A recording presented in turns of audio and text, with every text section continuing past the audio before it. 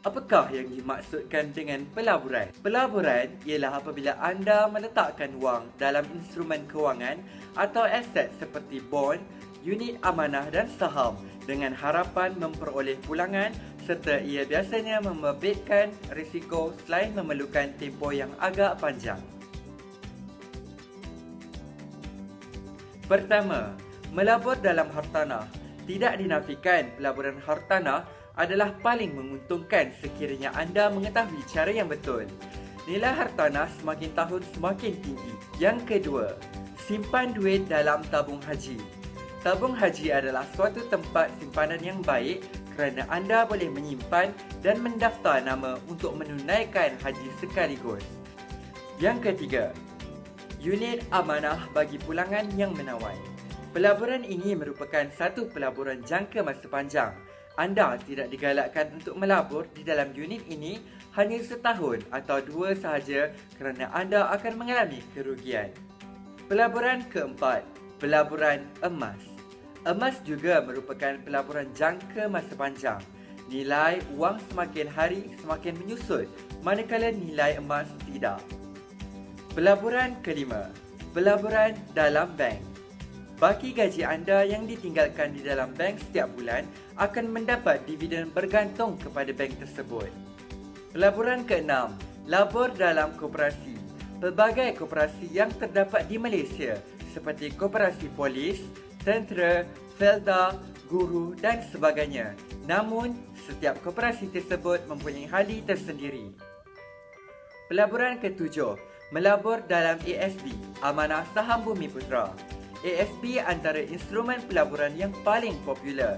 Sekarang sudah ada ASB 2, pulangan pelaburan antara 7 sehingga 8% setiap tahun. Antara objektif ASB adalah menjana pulangan jangka panjang yang kompetitif dan konsisten kepada pemegang-pemegang unit. Yang kedua, memastikan pengekalan modal pada tahap tolerasi risiko yang minimum.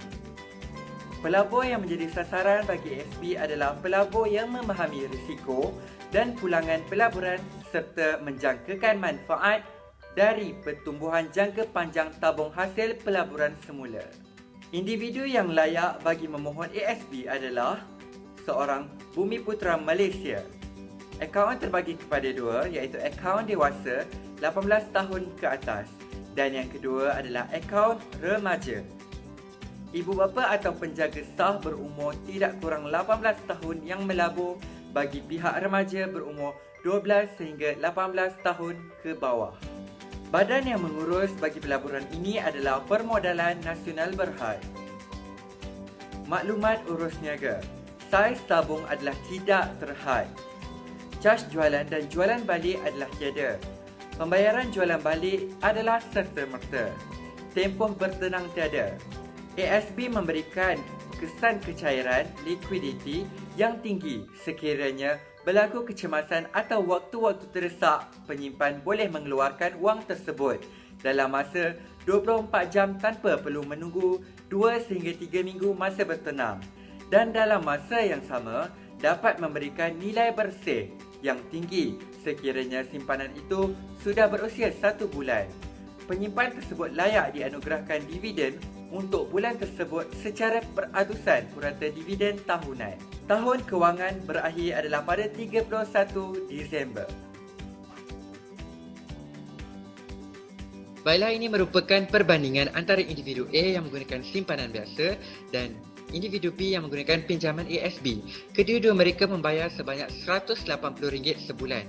Jumlah tahun pertama yang dikumpul oleh individu A adalah sebanyak 2,160, manakala pinjaman tersedia sebanyak 30,000 oleh pinjaman ASB. Keuntungan hujung tahun bagi individu A adalah sebanyak RM172.80, manakala pinjaman ASB memperoleh sebanyak RM2,400. Selepas 25 tahun, individu A memperoleh sebanyak RM58,320 sahaja, manakala pinjaman ASB memperoleh sebanyak RM90,000.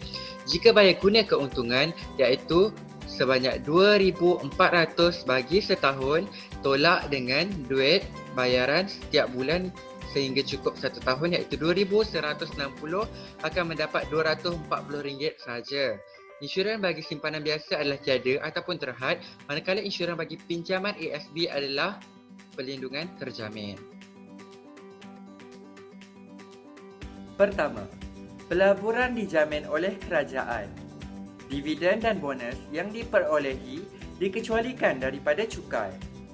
Yang kedua, pelaburan ini merupakan sejenis pelaburan yang selamat. Dividen ASB sentiasa berada pada paras melebihi 7% secara konsisten setahun berdasarkan prestasi tahun-tahun sebelum. Track rekod pencapaian dividen dan bonus ASB setakat ini, dividen terendah 7% dan bonus terendah 1%. ASB juga memberikan kadar pulangan yang tinggi berbanding simpanan tetap.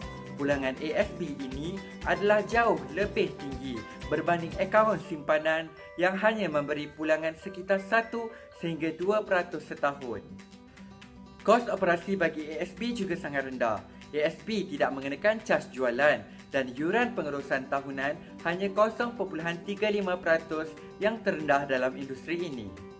Bank-bank utama Malaysia ada menyediakan kemudahan pembiayaan khas untuk ASB sehingga maksimum RM200,000 dengan kadar interes yang lebih rendah dan tempoh pinjaman yang lebih panjang berbanding pinjaman peribadi.